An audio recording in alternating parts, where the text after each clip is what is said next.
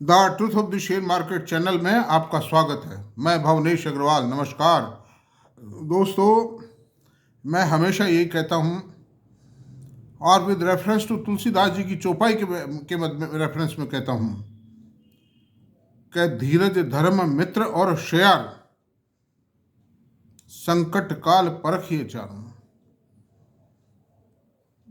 तो मैंने नारी को हटा करके शेर जोड़ दिया उसमें मेरी तरफ से। नारी तो बहुत अच्छी है भाई, नारी के लिखना, वो तुलसीदास जी की कुछ मजबूरियां थी, उनके साथ भी थोड़ा प्रॉब्लम रही थी, इसलिए उन्होंने नारी शब्द जोड़ दिया। लेकिन मैंने तुलसीदास जी की है चौपाई, तो मैंने उसमें थोड़ा संशोधन करके और उसके अंदर शब्द शेर जोड़ दिया है। और हम शेयर बाजार के आदमी हैं तो हम तो उसी परीक्षण में देखना चाहिए। धीरज धर्म मित्र और शेर संकट काल परखिए चारों। ऐसा मेरा मतलब यह है कि ऐसा शेयर खरीदो जो संकट काल की में भी, अपनी परीक्षा की घड़ी में भी सही उतरे। ये कोई धार्मिक प्रवचन नहीं है, ये शेयर बाजार का नीति शास्त्र है। अगर आपने पॉलिसी डिटर्मिनेशन सही कर लिया शेयर बाजार में, तो आपको करोड़ों अरबों रुपए कमाने से कोई नहीं रोक सकता। अब कई बंधु तो मेरे कहते ये सोचते हैं कि साहब आपने भी कमाई क्या। अरे भाई, तुमको ये क्या पता कि मैंने कमाए कि नहीं कमाए दादाओ। अगर तुमको भरोसा नहीं है, मैं मेरे मुंह से नहीं कहूँगा कि मैंने कमाए। अगर मैं क्या हूँ तुम आकर के देख लो, मेरे पास में बता भी दूंगा बहुत कुछ। लेकिन मैं पब्लिक प्लेटफॉर्म पे चाहते हो क्या तुम मेरे से कहना, आई विल नॉट एवर से। और मैं तो फकीर आदमी हूँ, ये मान लो आप। अब मुझे तो आप ये मानो कि मैं तो एक कॉलेज का लेक्चरर हूँ, बट मेरे कंटेंट्स क्या हैं, मेरे एक्सप्रेशंस क्या हैं उसमें, what are the contents of my lecture, you see them. और वो इतना बड़ा जो आदमी अनुभव रखता है, उसको वो क्या नहीं पा पाया होगा शेयर बाजार में, आप खुद सोच लीजिए। मैं डींगे नहीं हाँकता हूँ। इसलिए तो आज एक या दो बार मैं वीडियो बढ़ा चुका हूँ, उस पर चर्चा कर चुके हैं और आज भी उसी पर चर्चा करेंगे। शेयर पर बड़ी विस्तृत चर्चा करेंगे, कुछ नए तथ्यों के साथ चर्चा करेंगे। आज चर्चा करेंगे अडानी पोर्ट। अडानी पोर्ट का जो शेयर है, एक बहुत ताकतवर शेयर है। मैं आपसे बता रहा हूँ, जो चूकेगा वो याद करेगा। आप बताइए, ग्रासिम जैसी कंपनी का शेयर जो कास्टिक सोडा बनाती है, रेन ग्रेड पल्प बनाती है, सीमेंट की एक होल्डिंग कंपनी जरूर है, अल्ट्राटेक की और इंडाल्को की। लेकिन ऑन दी कॉन्ट्रेरी वोडाफोन की भी तो होल्डिंग कंपनी है, जो घाटों का भंडार है, घाटों का समुद्र है आप ये कहिए। आप उसके बावजूद भी उस शेयर का टू पेड अप शेयर जो है, टू फेस वैल्यू का शेयर 25-26 सौ रुपये, 27-28 सौ भी शायद हुई।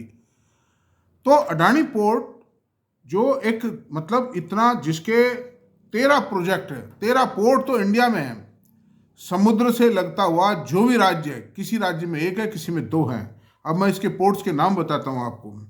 एक तो मुंद्रा में जो पहला पहला प्रोजेक्ट था इनका, गुजरात में। धर्मा पोर्ट उड़ीसा में है। कैराकल पोर्ट है, गोपालपुर उड़ीसा में है। ट्यूना टर्मिनल गुजरात में है। दहेज पोर्ट गुजरात में है। हजीरा पोर्ट गुजरात में है। मर्मगोआ गोवा में है। विजयान पोर्ट केरला में है। कट्टुपल्ली पोर्ट तमिलनाडु में है। एनोर टर्मिनल तमिलनाडु में है। और डिग्गी पोर्ट ये मैंने इसकी जगह नोट नहीं की, स्टेट नोट नहीं की है इसकी, बाकी ये भी है। इस तरह से 13 ports are of there being run by Adani, being owned and run by Adani. Bharat की जो 24% पोर्ट कैपेसिटी है वो अकेले अडानी के पास है। जबकि भारत सरकार के तो जो पोर्ट थे वो अंग्रेजों के ज़माने से चले आ रहे हैं। जैसे बॉम्बे का पोर्ट है, फिर कांडला पोर्ट बना, उनके बहुत पोर्ट हैं। विशाखापत्तनम का पोर्ट है, कई पोर्ट हैं और उनकी कैपेसिटी भी 625 मिलियन टन की है। और अडानी पोर्ट की जो टोटल कैपेसिटी है वो 580 मिलियन टन पर एनएम की है। 580 मिलियन टन पर एनएम की है। और उस पर प्रेजेंट जो इनका टारगेट है इस साल में, वो जो मतलब जो एक तरह से लॉजिस्टिक प्रोवाइड करने की बात है, पोर्ट के अंदर हैंडलिंग कैपेसिटी है, उसको 60 से 480 मिलियन टन तक पहुंचा देंगे। तो it will be a big achievement. अब सवाल ये उठता है, 3 पोर्ट इनके फॉरेन में, 3 पोर्ट कहाँ कहाँ है? 4 हैं भाई। तंजानिया में है, हाइफा में है, यानी इजराइल में है, तंजानिया में है, इजराइल में है, कोलंबो श्रीलंका में है, और ये एक और है वियतनाम में है। इस तरह से 4 प्लांट हैं।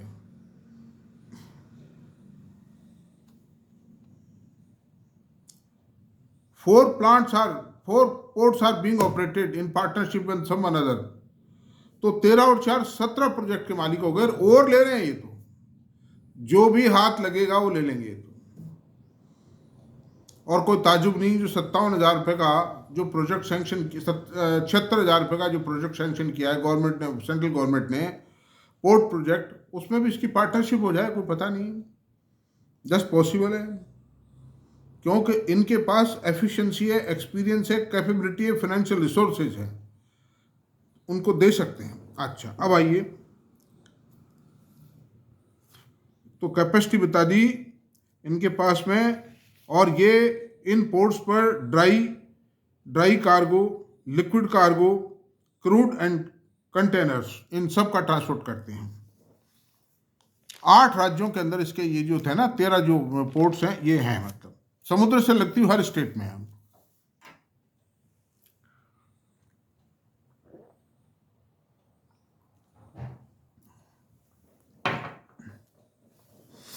अच्छा, अब इनके कैपेक्स की देखिए। 10,500 से 11,000 करोड़ रुपए का कैपेक्स करंट फाइनेंशियल ईयर में ये कर रहे हैं, जो ऑलमोस्ट कंप्लीट हो जाएगा, मैं समझता हूँ, till the end of March, and it will start delivering fruits slowly and slowly. 4-5 साल के अंदर ये 80,000 करोड़ रुपए का कैपेक्स अपनी मुंद्रा पोर्ट एंड सेज पे करने का इरादा रखते हैं। FY25 में 460 से 480 million ton per annum cargo target. मैं मुंद्रा पोर्ट एंड सेज की बात कर रहा हूँ, जो अडानी जी की कंपनी है। Adani plans to expand its logistic division, which includes warehouses, multimodal logistic parks। Adani जी का चूंकि इतने पोर्ट्स हैं, तो बट नेचुरल है वेयर हाउसिंग होंगे ना, और मल्टी मॉडल लॉजिस्टिक पार्क्स भी होंगे, जहाँ पर ये माल अपना डाल सके, मतलब रख सके। आपने देखा होगा अपने जो बड़े सिटीज हैं, जैसे जयपुर में मैं देखता हूँ, ये सिरसी के पास वो जो इंडस्ट्रियल एरिया है, वहाँ पर रेलवे का है बहुत बड़ा, वहाँ हजारों कंटेनर पड़े रहते हैं। आप देखो, जिनको रेलवे से उनको ट्रांसपोर्ट करके भेजा जाता है। तो इस तरह के जो पार्क्स हैं, वेयर हाउसिंग है, इनमें होगा, इन्वेस्टमेंट बढ़ता चला जाएगा। और 80,000 कह रहे हैं, अडानी का कोई भरोसा नहीं 1,80,000 कर देंगे। तो इनऑल जो है, आप देखिए, future of the company is bright, company lies in the capable hands, company has got sound assets, asset base बहुत मजबूत है कंपनी का। और कंपनी ये कहती है, कंपनी का मैनेजमेंट ये कहता है कि हम 18% की CAGR लाएंगे, CAGR 18 तक, सन 2024 से 29 के बीच में, यानी सन 29 तक इनकी 18% CAGR रहेगी। They have committed to the share holders.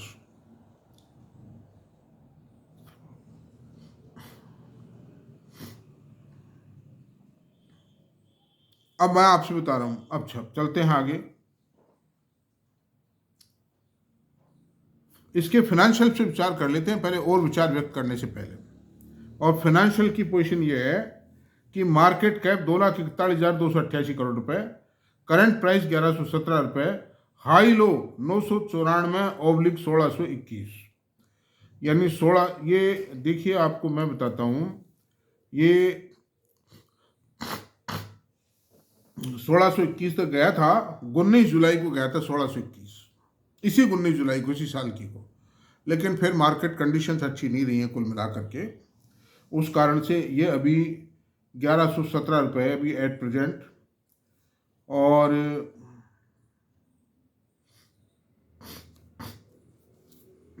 High low की बात आ गई। अच्छा, पी रेशो 23.6 का पी रेशो है, डैम चीप है। 23 के पी रेशियो पे इतनी बड़ी कंपनियां और इतनी शानदार एश्योर्ड प्रॉफिट की कंपनियां मिलती हैं क्या भाई? आप देखिए, जैसे होटल इंडस्ट्री है, होटल इंडस्ट्री में इतना प्रॉफिट नहीं है जितना इसमें। मैं आगे बताऊंगा, अभी आ रहा हूँ। I am coming to the profit and loss account and quarterly results. और बुक वैल्यू 265 रुपये है। डिविडेंड यील्ड 0.56% है, आधा % से ज़्यादा डिविडेंड यील्ड है, ये भी बहुत अच्छी बात है। ROC 12.9% है, ROC 18.1% है, और फेस वैल्यू शेयर की 2 रुपये है। अब 5 ईयर्स में क्या दिया ये देखते हैं। 5 साल पहले इस शेयर का रेट 285 रुपये था, आज की तारीख में 1117 रुपये है, और 19 जुलाई को 1621 रुपये हुआ था। अब हम बात करते हैं क्वार्टरली रिजल्ट्स की। क्वार्टरली रिजल्ट्स में हम 3 को कंपैरिजन करेंगे, 3 क्वार्टर्स का, जिसमें ईयर ऑन ईयर और क्वार्टर ऑन क्वार्टर दोनों कंपैरिजन हो जाते हैं। तो क्वार्टर ऑन क्वार्टर कंपैरिजन करते हैं हम। मेरे पास क्वांटिटी में है भाई ये शेयर, ये मत मान लेना आप मैं बाइस भी हो सकता हूँ। हालांकि फैक्ट्स जो बताएंगे, फैक्ट्स में कोई गलत नहीं होगा। ओपिनियन मेरी गलत हो सकती है, मेरी खुद की जो ओपिनियन है वो गलत हो सकती है। तो आप अपने फाइनेंशियल एडवाइजर से कोई सलाह वाला लेकर के करें, और मेरा पूरा वीडियो देखोगे जब भी कोई मतलब सिद्ध होगा। I am talking about Adani port and sales. तो सेल जो थी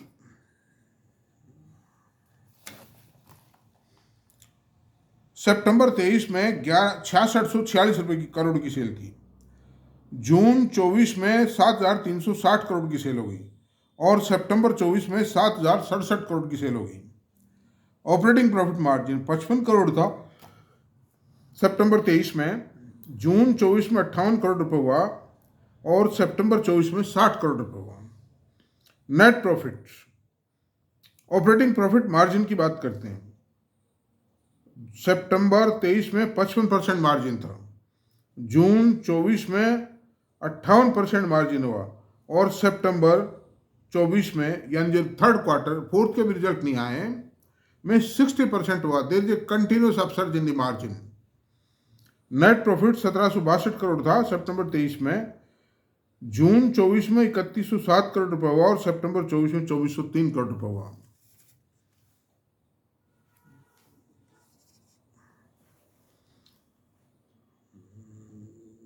ईपीएस सितंबर 23 में 8 रुपये 9 पैसे थी, जून 24 में 14 रुपये 41 पैसे आई, और सितंबर 24 में 11 रुपये 32 पैसे आई। वो डाउन था थोड़ा, बारिश का मौसम था। Another thing, there was a depressed conditions in that quarter. तो कोई खास बात नहीं है, चलता रहता है। कंपनी ओवरऑल ग्रोथ पाथ पर है। अदर एक्सपेंडिचर, अदर इनकम, इनमें फर्क आ जाता है कई दफ़ा, तो वो कोई खास बात नहीं है ना। अब P&L अकाउंट पे बात करते हैं अपन। 5 साल का लेखा जोखा देखेंगे इसमें। FY 19, FY 23 और TTM। सेल 10,925 FY 19 में थी, और FY 23 में 20,852 करोड़, और TTM 28,443 करोड़ रुपये। ऑपरेटिंग प्रॉफिट मार्जिन 60 करोड़, 60% था 19 में। 2000 FY 23 में 52% आया, एंड नाउ TTM में margin is 60%। Net profit 4045 crore रुपए था FY 19 में, FY 23 में 5300 करोड़ रुपया। यानी मैं एक बात बता दूं आपको, देखिए मैं माइनस पॉइंट को छुपाता नहीं हूं। FY 19 से 23 के बीच में प्रॉफिट में ग्रोथ नहीं आई। सेल में भी कोई बहुत ज़्यादा, सेल तो डबल हो गई थी, but there was a depression in the profit margin due to decline in the margin. तो उस समय कंपनी के प्रोजेक्ट भी लग रहे थे, नए नए प्रोजेक्ट थे, इंटरेस्ट का बर्डन था। अब वो प्रोजेक्ट लग चुके हैं, पोर्ट ज़्यादातर पूरे हो चुके हैं। Now the company started delivering, इसीलिए मार्जिन बढ़ गए इनके, 60% पे आ गए। तो अब देखिए इसका प्रॉफिट 9,743 करोड़ रुपए है, यानी 5 साल में प्रॉफिट 2.5 गुना हो गया। और मार्जिन, इतने मार्जिन तो होटल इंडस्ट्री में, हॉस्पिटल इंडस्ट्री में, जो प्योर IT इंडस्ट्री में, उनमें भी नहीं है जितना इनके मार्जिन है। 60% मार्जिन तो भाई कहीं है ही नहीं, मतलब आप समझो। आफ्टर टैक्स प्रॉफिट मार्जिन भी 42% है। मतलब कंपाउंडिंग बेनिफिट की बात करते हैं। Sales, profit and equity growth, equity price 10 साल, 5 साल, 3 साल और 1 साल। तो सेल में 10 साल में 19%, 5 साल में 20%, 3 साल में 38% और 1 साल में 21%। प्रॉफिट में सेल आई है 10 साल में 18%, 5 साल में 17%, ये CAGR है मतलब, और 3 CAGR ऑफ द प्रॉफिट है ये 3 ईयर्स में 21% और 1 साल में 37%। अब बात करते हैं इक्विटी प्राइस में एप्रिसिएशन की बात करते हैं।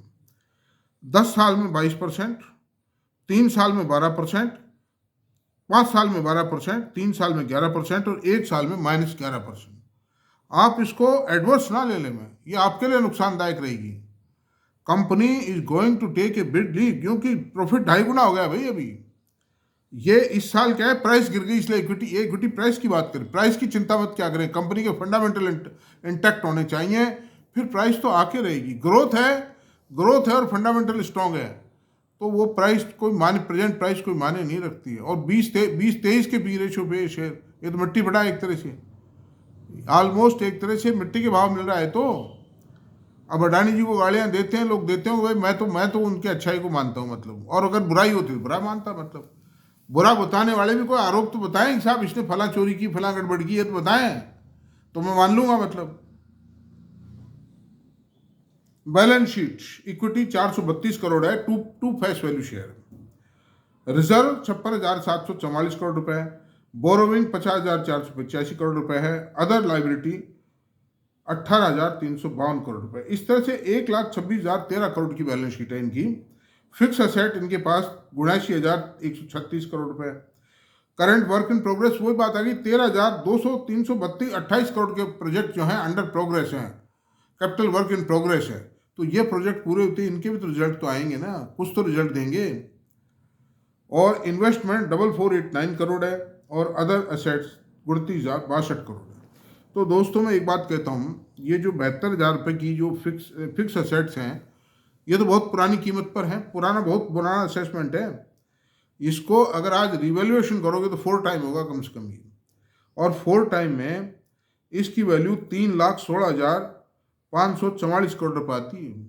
Then you see the value of the share, hidden value बहुत ज़्यादा है इसमें। आप देखो मुंद्रा के आसपास ज़मीनें इतनी महंगी हो गई हैं, व्हाट टू से दैट, तो वो तो एक बहुत बड़ा शहर बन गया अपने आप में भाई। अच्छा, अब अंडर चलते हैं। कंपनी कहती है कि हम 18% का CAGR सन 24 से 29 के बीच लाएंगे। तो अंडर दी सर्कमस्टेंसेज 11,496 करोड़ रुपए का प्रॉफिट 26 में आएगा। अभी प्रेजेंट प्रॉफिट को 97,93 को 118% CAGR देने पे आता है 11,496 करोड़ वित्तीय वर्ष 26 में। करंट ईयर में ज़्यादा आएगा 97 से, मैंने बहुत कंजर्वेटिव लिया है इसको।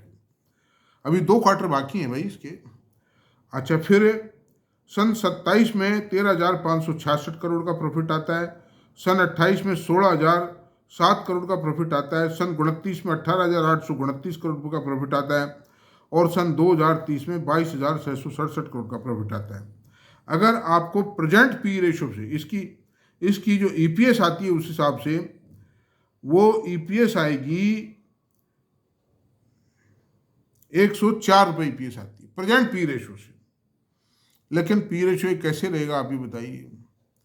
इतनी पुरानी कंपनी, इतनी बड़ी ग्रोथ है, इतनी बड़ी एसेट है, इंटरेस्ट वगैरह भी सब, लाइबिलिटी भी खत्म हो जाएंगी। जब तक इतना बड़ी कमाई आएगी, जाएगी कहाँ ये।